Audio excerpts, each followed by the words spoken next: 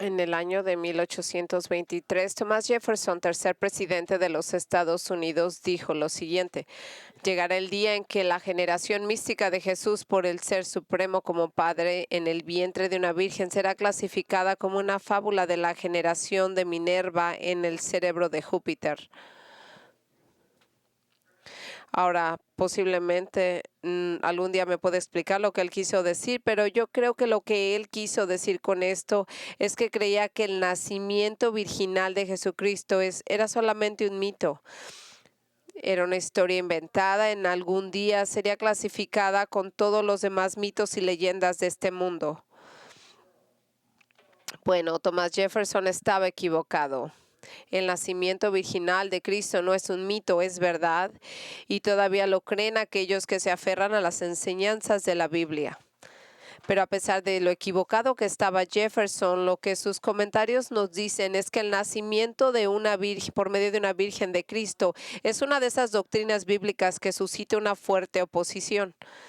Verá, aunque la historia de la Navidad es conocida en todo el mundo, la doctrina del nacimiento de una virgen de Cristo, que es realmente el objetivo de la Navidad, ha sido atacada y difamada tanto como cualquier doctrina de las Escrituras, y aquellos que se oponen a la doctrina a menudo lo hacen haciendo lo posible para tratar de explicarlo. Pero ¿cómo lo hacen? Bueno, un enfoque es descartar el relato bíblico del nacimiento por medio de una virgen, negándole la autoridad a las Escrituras. Verá, si usted no acepta la Biblia como la palabra autorizada de Dios, entonces realmente no importa lo que ésta enseñe, incluso si le presenta claramente una doctrina de un nacimiento por medio de una virgen. Un segundo enfoque de quienes se oponen a la doctrina es tratar de explicar por qué la Biblia incluye los relatos del nacimiento por medio de una virgen si esto nunca sucedió. Y la forma que a menudo ellos explican esto es acusando a los primeros cristianos de inventar la doctrina del nacimiento virginal de Cristo décadas después de su muerte. Ahora, ¿y por qué alguien diría eso? ¿Por qué harían esto? ¿Y por qué a alguien se le ocurriría tal enseñanza si supiera que no es verdad? Bueno, muchas décadas más tarde, la gente que se opone a la doctrina del nacimiento virginal de Cristo tiene sus razones para sostener tal punto de vista.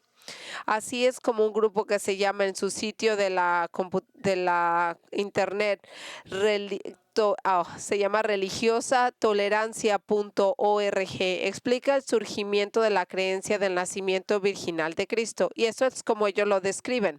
En algún momento entre el 70 y 90 después de Cristo se inventó el mito del nacimiento virginal, probablemente para fortalecer la autoridad de las enseñanzas de Jesús. Y al afirmar su nacimiento, que fue milagroso, fue una época de grandes cambios, ya que el ejército romano demolió Jerusalén y sus templos y dispersó a muchos de los judíos por todo el imperio romano. Allí entrarían en contacto con muchas historias de nacimientos vírgenes de varios políticos, deidades y de religiones paganas. Ahora, lo que están diciendo es que Jesús no nació de una mujer virgen. Pero cuando los primeros cristianos judíos se vieron expuestos a las muchas historias del nacimiento virginal que se encuentran en las religiones paganas alrededor del mundo, simplemente incorporaron una historia del nacimiento similar en el cristianismo para realzar las enseñanzas de Jesús. Ahora, cuando ellos estaban ahí en un mundo pequeño, ellos pensaban que en ese momento querían protegerlo de otras religiones para que no estuvieran expuestos a que duplicaran esta misma historia en otros cuentos. Ahora, es cierto que muchas religiones antiguas contienen una historia del nacimiento virginal, pero eso no significa que los primeros cristianos copiaron el nacimiento por medio de una virgen de Cristo en estos cuentos paganos. De hecho, si comparan las muchas historias paganas del nacimiento de una virgen con el relato bíblico del nacimiento de Cristo, usted verá las grandes diferencias que salen y realmente no se pueden comparar. Las historias de las religiones antiguas son extrañas, son bastante raras y a veces son bastante crudas. Por ejemplo, los babilonios creían que Tamuz, su dios de la comida y la vegetación, fue concebido por un rayo de sol. O sea, esto yo no lo estoy inventando, nada más les digo, lo encontré. Dice que de la mamá de Buda lo concibió en el momento que vio un gran elefante blanco entrar a su estómago. El hinduismo cree que Binshu, después de reencarnarse como un pez, una tortuga, un jabalí y un león, entró al útero de Devaki y nació como el hijo de Krishna. Incluso algunos creían que Alejandro Magno había nacido de una virgen, que Zeus usó una serpiente para fecundar a su propia madre, Olimpia. Entonces, aunque estas historias huelen a tontería y fantasía, tenemos que admitir que la historia del nacimiento por medio de una virgen en el contexto religioso no es exclusiva en el cristianismo. Sin embargo, eso no significa que los primeros cristianos tomaron de ellos su creencia en la concepción milagrosa de Cristo. Entonces, la pregunta válida para hacernos es ¿por qué tantas religiones antiguas tienen historias de nacimientos de vírgenes como estas? Bueno, la explicación es bastante simple. Anticipándose al nacimiento virginal de Cristo, Satanás creó estos fantásticos mitos antiguos a través de las religiones falsas para hacer que el nacimiento de Cristo pareciera legendario y bastante común. Es decir, estas historias existen para desacreditar la preciosa verdad del nacimiento de Cristo, asociándolo con leyendas de embarazos que resultan tan absurdas como embarazado por el rayo del sol, por elefantes y serpientes. ¡Qué ridiculez! La historia bíblica de la concepción y el nacimiento de Cristo no se parece ni remotamente a las teorías del nacimiento virginal de las religiones paganas. Esas teorías a menudo se presentan con personajes inmorales y repulsivos, dioses que están inflamados por lujurias que llevan a violaciones y adulterios. Así es como lo expresó un maestro de la Biblia después de explicar la inmoralidad asociada con uno de estos cuentos paganos escritos. Él dijo: ¿puede alguien en su sano juicio creer que la limpia y hermosura historia del nacimiento virginal de Cristo se derivó o incluso fue sugerida por algo tan sucio como una de estas historias tontas? Ahora, hemos visto hasta ahora que entonces,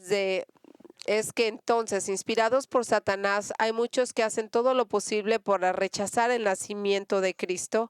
¿Pero por qué? Porque hay tanto empeño en negar esta doctrina tan única. Escúcheme atentamente. La razón por la cual el nacimiento virginal siempre está bajo un ataque feroz es porque el nacimiento virginal de Jesucristo es una de esas doctrinas fundamentales del cristianismo. Es una verdad esencial de la fe y es una verdad innegociable. Verá usted, nosotros no negociamos aquí, nosotros no tenemos ningún modo de dudar. Verá, sin el nacimiento virginal no hay cristianismo, ni hay Navidad, ni la gloriosa verdad acerca de la venida de Cristo para salvarnos de nuestros pecados. Y sin el nacimiento virginal, la cruz de Jesucristo no tiene ningún sentido, porque el nacimiento de una virgen establece que Jesús es al mismo tiempo divino y humano, y que Él es eterno e infinito, y es el Dios que se hizo hombre, y que por medio de Él viene para salvar a la gente de sus pecados. Y cuando alguien remueve esa opción o esa verdad, entonces uno cambia y distorsiona la verdad del Evangelio. Así que aquellos que odian a Cristo y a su deidad son atraídos por ciertos ataques que son absurdos. Porque vienen a ellos por medio de Satanás, que es el padre de toda la mentira, porque él quiere quitar toda la verdad del Evangelio. Y aquellos que odian a Cristo y que se oponen a su deidad son atraídos de estas teorías para tratar de justificar y apoyar su incredulidad y el rechazo a Jesús. Y lo que es tan fascinante es que esta incredulidad es que algunos de los críticos más ardientes del nacimiento de virginal son líderes que no son salvos y son muy religiosos. Pero eso no debería realmente de sorprendernos, porque Satanás muy a menudo propaga el error a través de falsas enseñanzas por medio de falsos maestros. Eso era cierto el día de nuestro Señor y sigue siendo cierto hoy. La Biblia dice que el diablo se disfraza de un ángel de luz, y es por eso que la gran mayoría de los líderes religiosos judíos en la época de Jesús se oponían tanto a él. Por ejemplo, leemos en Juan 5:18, de Jesús se oponían como estos hombres eran tan hostiles a la afirmación de Jesús de que Él era Dios, que trataron de matarlo por ello mismo. Nosotros vemos, por esta causa, los judíos, líderes religiosos judíos, procuraban aún más matarlo porque no solo quebrantaba el sábado, sino que también se decía que era Dios, su propio Padre, haciéndose igual a Él. Déjame tomar un momento. Él rompió sus tradiciones erróneas, no bíblicas, pero sus tradiciones erróneas del sábado. Y ahora cuando él decía que Dios era su propio Padre, haciéndose equitativo con Dios, eso no lo podían tolerar. Entonces sus enemigos entendían lo que él estaba diciendo. Así que cuando vemos nosotros en Juan 10, del 30 al 33, y él hablando de que los líderes judíos tomaron piedras para apedrearlo, y Jesús les respondió: muchas buenas obras he hecho y le he demostrado de mi Padre. ¿Por qué de ello me apedráis? Le respondieron los judíos: por buena obra no te apedreamos, sino por blasfemia, porque tú, siendo hombre, te haces pasar por Dios. Y en adición a estas acusaciones e insinuaciones perversas dirigidas contra la legitimidad de su nacimiento por parte de los líderes religiosos de su época, Jesús dijo en Juan 8:41, estás haciendo las obras de tu padre. Y le dijeron: nosotros no nacimos de fornicación, tenemos un Padre, Dios. Y parece ser que esta gente estaba atacándolo a Jesús, diciendo que él era un hijo ilegítimo de Dios y que Dios no era su padre biológico, y que él era el producto del pecado de María con otro hombre, posiblemente un soldado romano estacionado en Galilea o un vecino de María. Ahora, amigos, estos son algunos de los muchos ataques que Jesús se vio obligado a soportar durante su ministerio en la tierra. Y ese ataque dirigido contra la legitimidad de su nacimiento virginal no ha desaparecido hasta ahora. Todavía es un punto de vista muy popular entre algunas personas, y especialmente entre líderes religiosos que tratan de explicar el nacimiento milagroso de Cristo y su deidad. De hecho, hace algunos años se realizó una encuesta a más de 7,000 ministros de varias denominaciones protestantes liberales sobre sus creencias religiosas, y los resultados de esta encuesta revelaron que el 34% del clero bautista estadounidense y el 44% del clero episcopaliano y el 49% del clero presbiteriano de los Estados Unidos y un 60% de los ministerios metodistas rechazan la doctrina del nacimiento virginal de Cristo. Solo para darle una muestra de su flagrante incredulidad, aquí hay una cita de John Shelby Spong, quien durante muchos años fue el obispo episcopal de Newark, en New Jersey. Murió el año pasado. Dijo estas palabras acerca del nacimiento virginal de Cristo. Con el tiempo, el relato del nacimiento de Cristo por una virgen se unirán a Adán y Eva a la historia de la ascensión cósmica como elementos mitológicos claramente reconocidos en nuestra tradición de fe, cuyo propósito no era describir un evento literal, sino capturar la dimensión trascendente de Dios en las palabras terrenales y los conceptos de los seres humanos del primer siglo.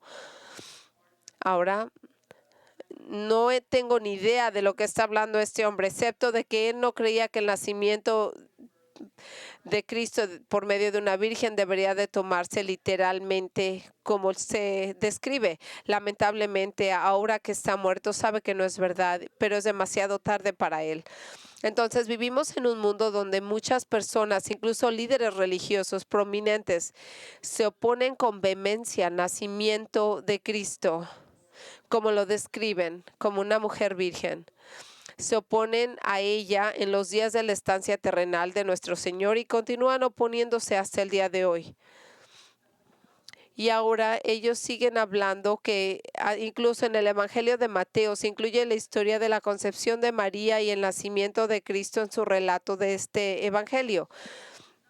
No solo para presentarlo como una verdad, sino también, note esto, para defenderlo contra sus críticos y aquellos que lo distorsionan y lo mal representan. Si usted ve, hay un tono significativo de disculpa, es decir, es un tono de defensa en el Evangelio de Mateo, ya que él busca preservar las grandes verdades sobre la vida y el ministerio de Cristo. Y la razón de esto es porque en general el propósito de Mateo y el tema de su evangelio es presentar a Jesús como el Rey y el Mesías de Israel al pueblo judío de su época. Pero es por eso, por lo que Mateo abre su libro y habla de la genealogía de Cristo, porque ningún otro libro habla de esto, pero en el árbol genealógico nosotros vemos que Jesús es el heredero legítimo del trono de David. Es decir, Jesús tiene las credenciales reales para ser el rey. Él es el hijo de David. Y si mira Mateo 1:16, una declaración muy importante de la genealogía de Jesús se nos explica. Dice que Jacob engendró a José, esposo de María, de quien nació Jesús llamado el Mesías. Ahora, curiosamente, todos los hombres enumerados en la genealogía de Cristo hasta este punto, usted puede checarlo, se enumeran como el padre de su hijo, por lo que leemos tal y tal fue el padre de tal y cual. Pero esa no es la forma en que Mateo expresa el versículo 16. Él dice que José era el esposo de María, porque él no siguió ese concepto. Él lo explica como José es el esposo de María, en lugar de decir el padre de Jesús. Y al expresarlo de esta manera, Mateo da a entenderse que Jesús nació de una virgen, por lo tanto, él es deidad. Sin embargo, en la siguiente sección de su capítulo inicial, nuestro estudio de esta mañana, el versículo 18 a 25, nos damos cuenta que Mateo más que nada implica y declara explícitamente como un hecho al presentar claramente la historia de la concepción y el nacimiento sobrenatural del Mesías. Esta es la historia de la Navidad de acuerdo a Mateo. Y él la cuenta de una manera no solo que transmite como la verdad, sino también defiende a la misma de los críticos. Y él cumple dos objetivos: presentar y defender el nacimiento virginal de Cristo y dándonos 4 razones para creer en el nacimiento por medio de una virgen de Jesús. Y entonces, a la luz de toda la oposición del nacimiento de Cristo, ¿por qué usted y yo debemos creerlo? ¿Por qué es importante creerlo? Bueno, Mateo nos dice que porque lo tenemos que creer, porque es muy importante. Verá, los versículos sobre este nacimiento no solo fortalecen y afirman nuestra fe, sino también definen para nosotros exactamente qué debemos de creer acerca de Jesús, y al hacerlo nos ayuda a saber cómo responder a otros que desafían y cuestionan la verdad sobre el cristianismo y del evangelio. Y así nos van a ayudar a definir a nuestra fe y a defenderla. La primera razón que nos da Mateo para creer en el nacimiento de Cristo por medio de una virgen, yo siempre le digo, por favor escribe, la primera razón es el milagro del embarazo de María. En el versículo 18, nosotros leemos: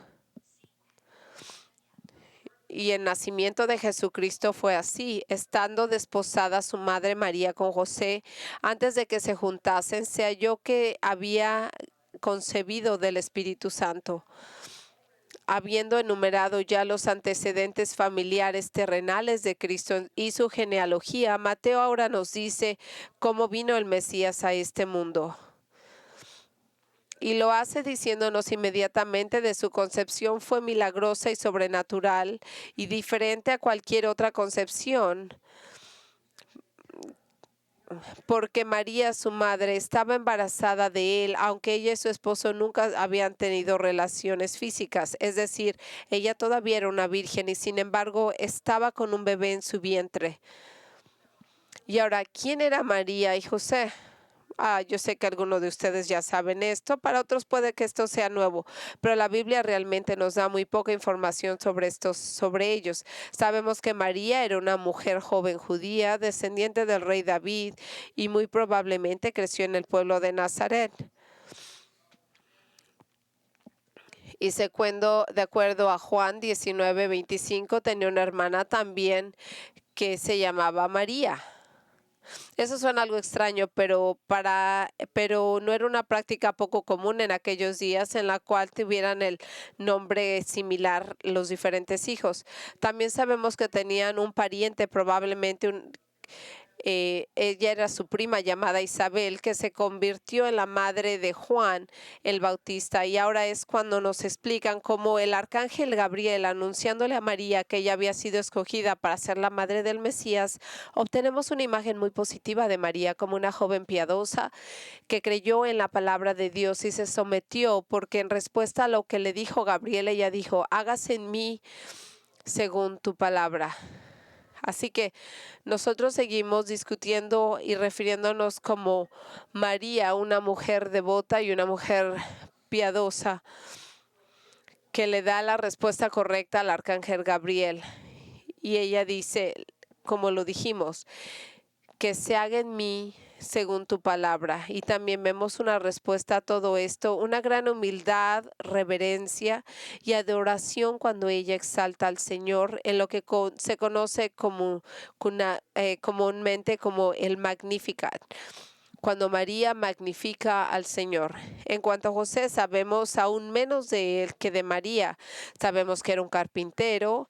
En términos de carácter, se nos dice en Mateo 1:19 que era un hombre justo, lo que significa que era un hombre genuino creyente que quería honrar a Dios en su obediencia a su palabra. Suponemos que José murió antes de que Jesús comenzara su ministerio a la edad de 30.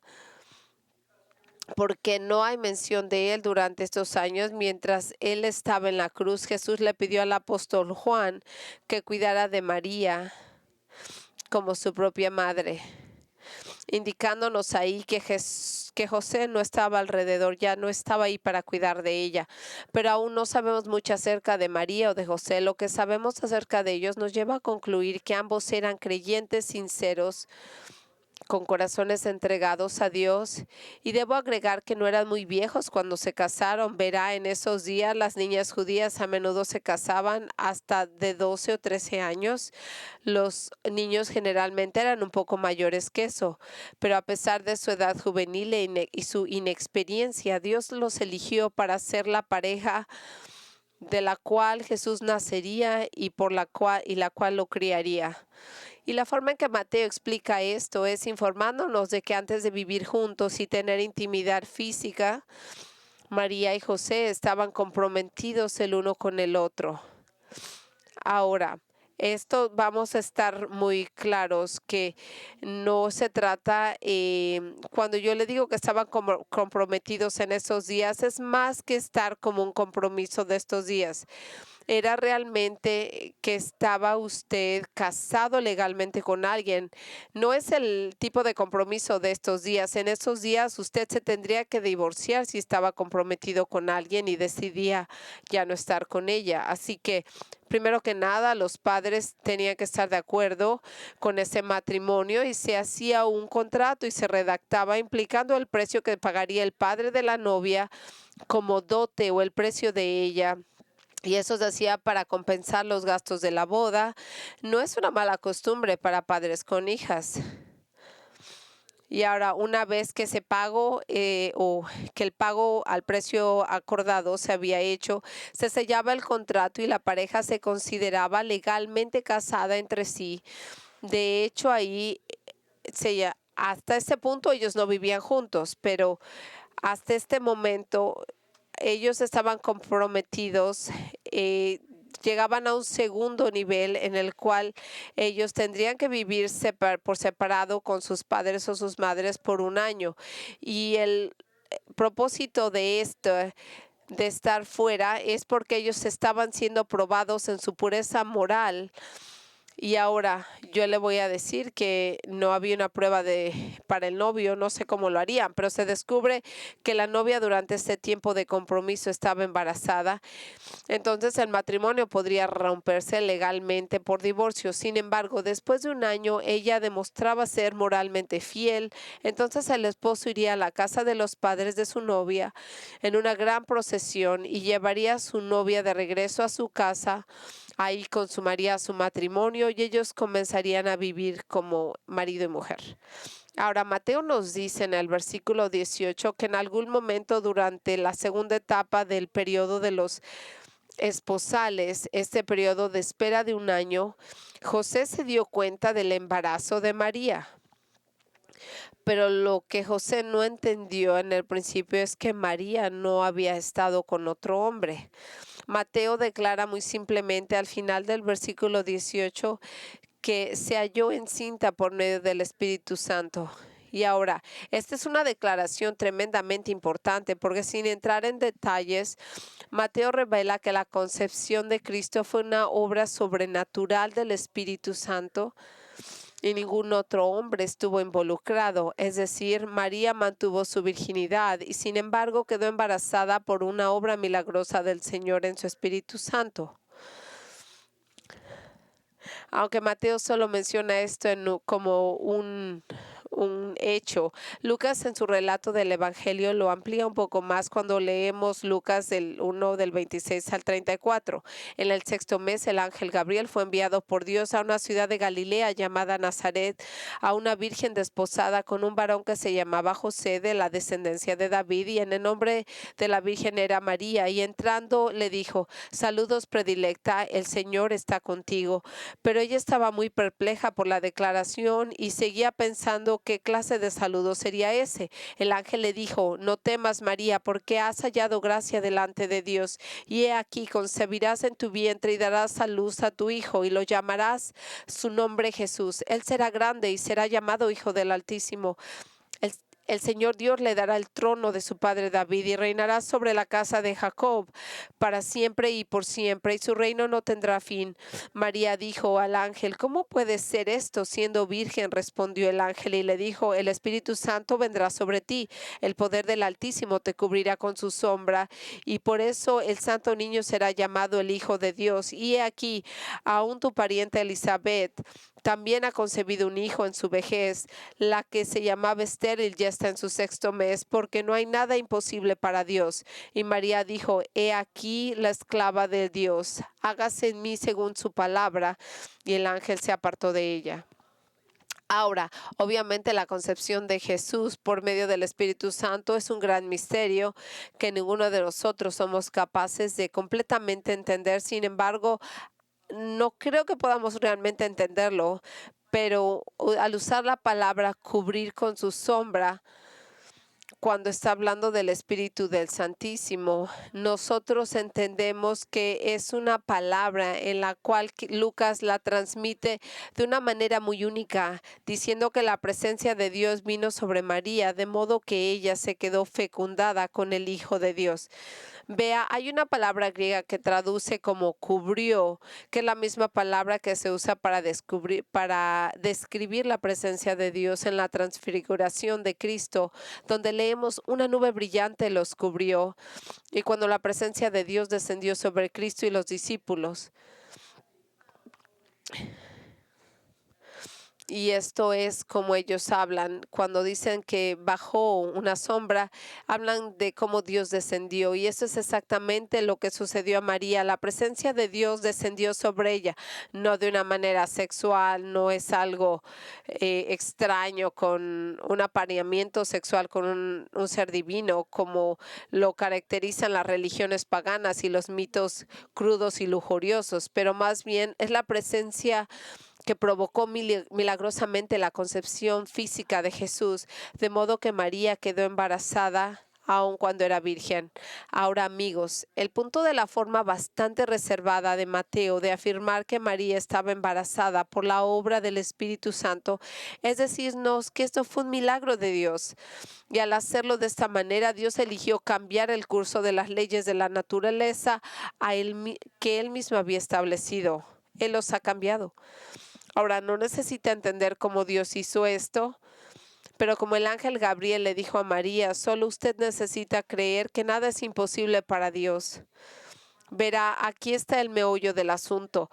Aquellos que rechazan la concepción virginal y el nacimiento de Cristo rechazan el hecho de que Dios es soberano y todopoderoso, y es realmente lo que están haciendo. Y Él puede hacer lo que Él le plazca con lo que Él quiera. Y realmente no es, el detalle de aquí no es el nacimiento de una virgen, es quién es Dios y quién es Dios para que lo puede hacer todo, para que alguien pueda negar y limitarlo en este milagro. Y Él no tiene que explicarle a nadie cómo lo hace, ni ninguna limitación, puede hacer lo que a Él le place. Y en el caso de María, Dios soberanamente escogió fecundarla, eclipsándola sobrenaturalmente sin usar simiente de un hombre. En- y María es la única mujer en toda la historia que tuvo una semilla dentro de ella que no vino de un hombre. De esta manera Jesús es tanto Dios eterno como también el hombre divino. Por lo tanto, Él es el sacrificio que sustituye el valor eterno de los pecados de su pueblo.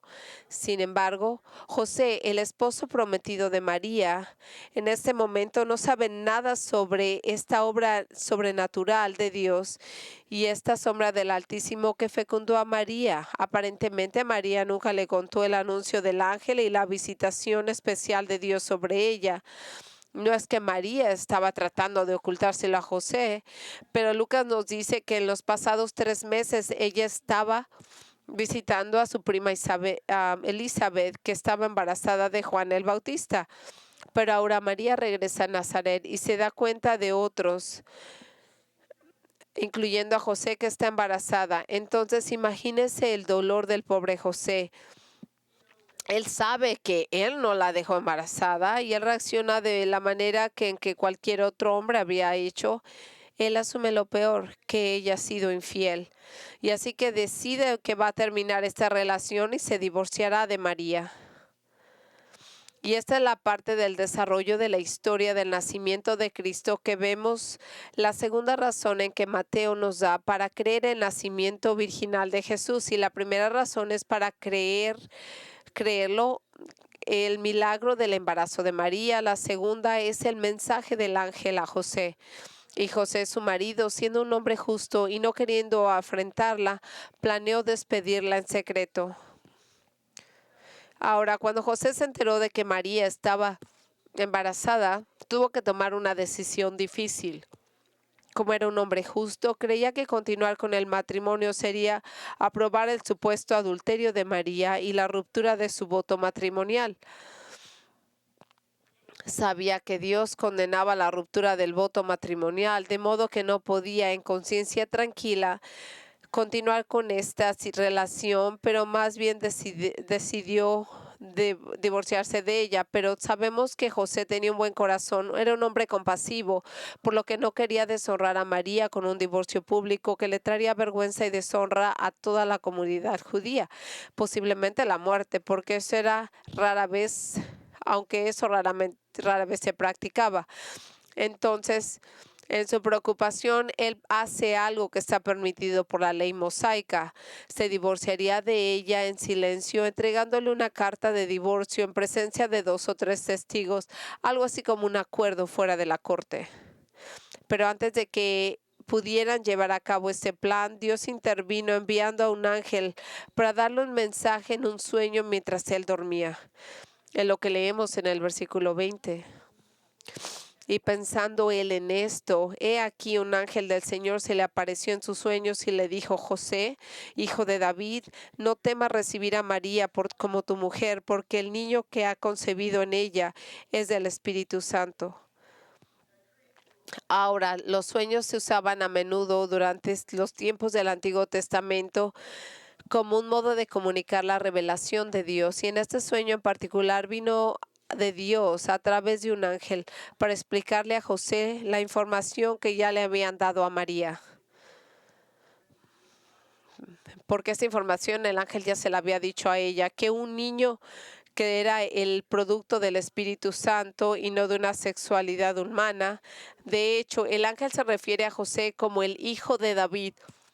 ¿Por qué le dice el hijo de David? Para recordarle que él está en la línea mesiánica de David y por lo tanto, en lugar de divorciarse de María, debe de completar el proceso de matrimonio porque ella está dando a luz al Mesías y a quien ha sido colocado milagrosamente en su vientre por el mismo Dios. Ahora, ¿por qué supone que Mateo registró estas palabras angelicales a José?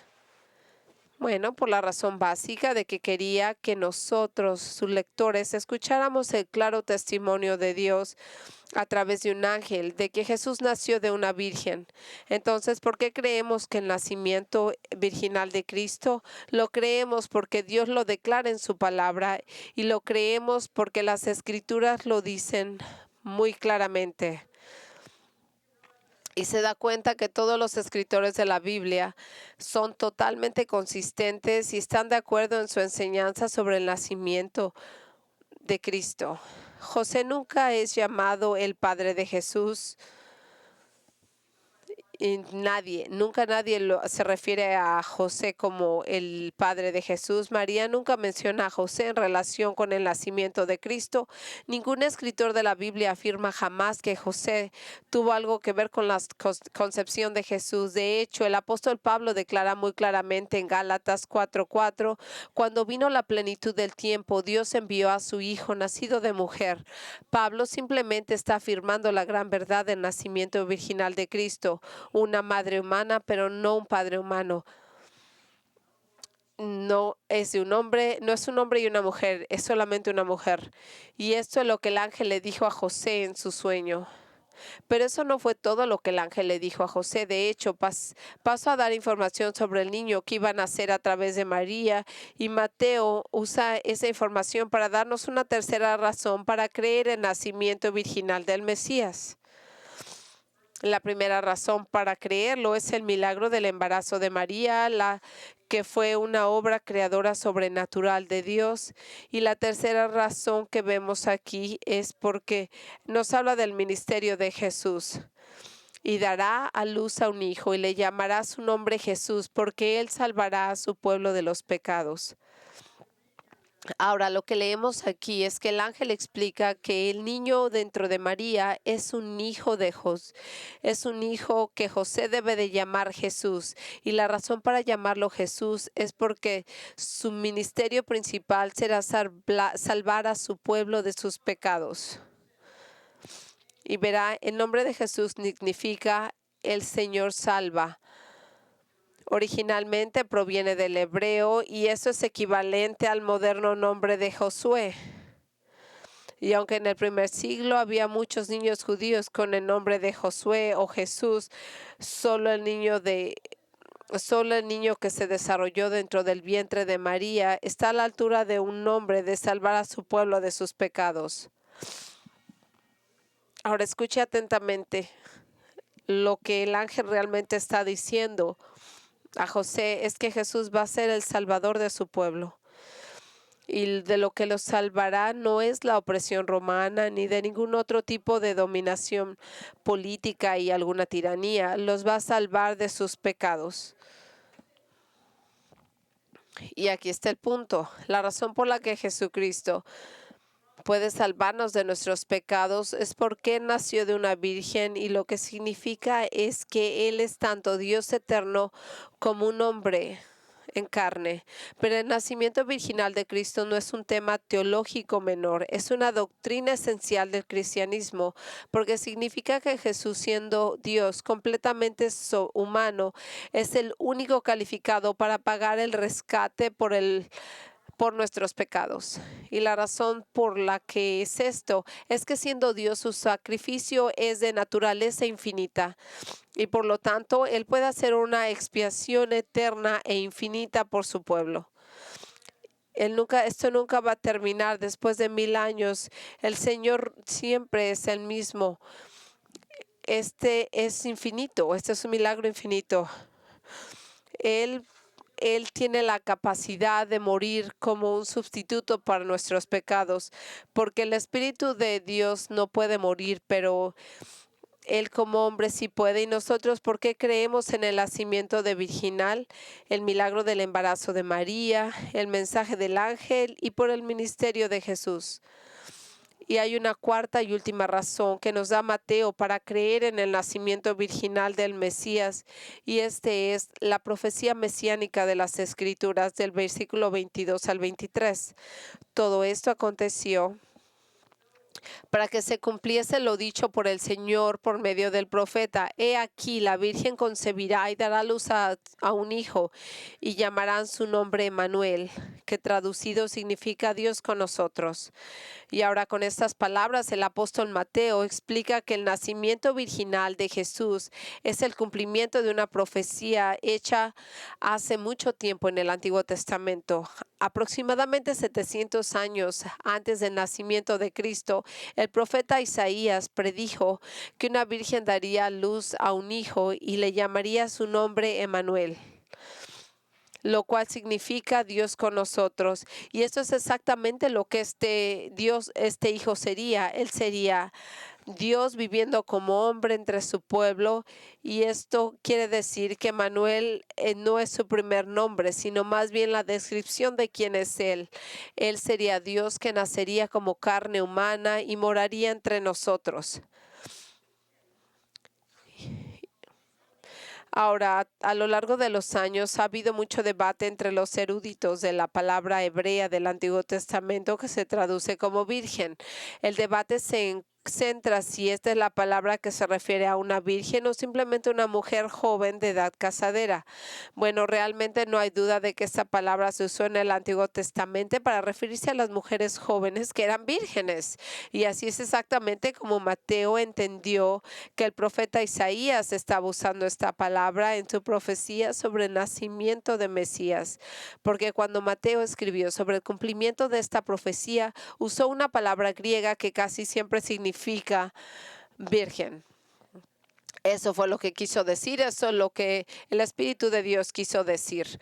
Ahora, dejando a un lado todos los problemas lingüísticos que rodean la palabra virgen, el punto que Mateo está destacando en este nacimiento virginal de Cristo no fue algo que debería de haber sido tomado por sorpresa por el pueblo judío, porque Isaías predijo que sucedería, y esto estamos hablando que esta profecía llevaba 700 años. Y escuche, este nacimiento por medio de una virgen de nuestro Salvador no fue inventado por Mateo, ni por la iglesia primitiva, ni por los primeros cristianos judíos que deberían de torcer la Biblia para mejorar la enseñanza de Jesús.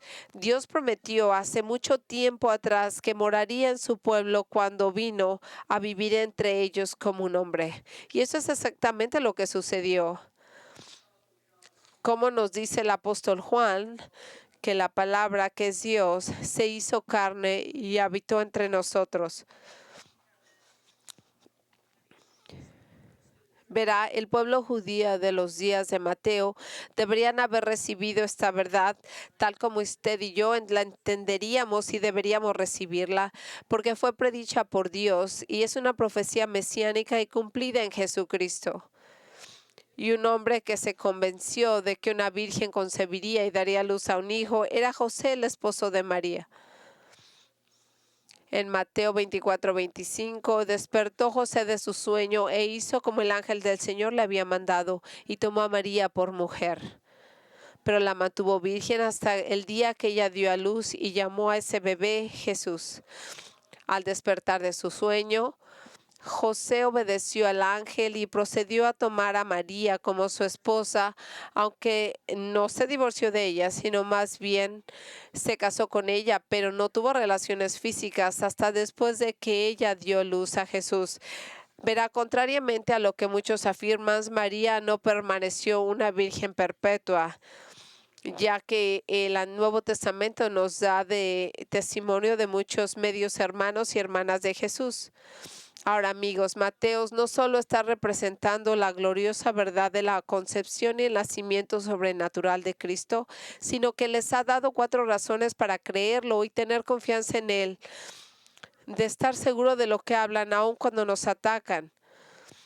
Número 1, es un milagro, así que si usted cree en Dios y en la Biblia, entonces no debería de tener problemas para creer que Él hace milagros, como el milagro de la concepción. Recuerde, con Dios nada es imposible. Número 2, el nacimiento virginal de Cristo se enseña claramente en las Escrituras. Dios lo dijo a través de un ángel y lo dijo a través de los escritores de los evangelios, y lo dijo que si tú crees que la Biblia es la palabra del Señor, tú debes de creer que este es el nacimiento de una mujer por medio de una mujer virgen. Y el número 3 es el nacimiento virginal, es el fundamento de nuestra fe, porque el ministerio principal de Cristo es el de ser nuestro Salvador del pecado, y Él tenía que ser una deidad nacida de una virgen. Y el cuarto es que el nacimiento virginal es el cumplimiento de la profecía mesiánica dada más de 700 años antes de la primera venida. No es una invención reciente de los hombres. Ahora, la pregunta más importante que debo de abordar en esta vida: ¿yo conozco personalmente a este Salvador nacido de la Virgen? ¿Tengo una relación con Él? ¿Él es mi Salvador personal? Pues Él puede ser su Salvador del pecado si usted se aparta de su pecado. Si usted viene a Jesús y confía en Él, confía en su muerte en la cruz como la única base y la única realidad, no Cristo y buenas acciones, no Cristo y la iglesia, no, solamente Cristo y solamente Él es el que lo puede salvar. Yo le quiero decir que la mejor cosa que le puede pasar en el día de Navidad es que usted tome a Cristo como su Salvador, que confíe en Él. Yo le digo que haga esto. Oremos juntos. Padre, Padre, estamos muy agradecidos que usted nos has dado estas palabras, que tu palabra es tan clara y que nosotros no tenemos que entender cómo lo hiciste, pero tenemos que creerlo y tenemos que entender que en ti no hay nada imposible, y queremos agradecerte por este milagro, por esta cosa sobrenatural que tú llevaste a cabo. Y yo quiero orar por cualquier persona que esté aquí, que no te conozca, que no conozca a Jesús como su Salvador, que tu palabra hoy sea usada para traerlos a salvación, y que ellos sepan que este es el modo, que lleguen a la fe, y que la fe se llega a nosotros por medio de escucharla, por medio de la palabra, y que estas palabras nos den fortaleza y fuerza y que nos ayuden a creer esto con más profundidad, de que nosotros estemos convencidos más que nada, que cuando el tiempo llegue para que nosotros les demos la respuesta, para la gente que cuestiona nuestra fe, que nosotros estemos muy claros de estas verdades y que podamos contestar las acusaciones que pudieran venir. Gracias por Jesucristo, gracias por todo lo que tú has hecho, gracias que nos des una Navidad muy especial. Todo esto lo pedimos en nombre de Jesucristo.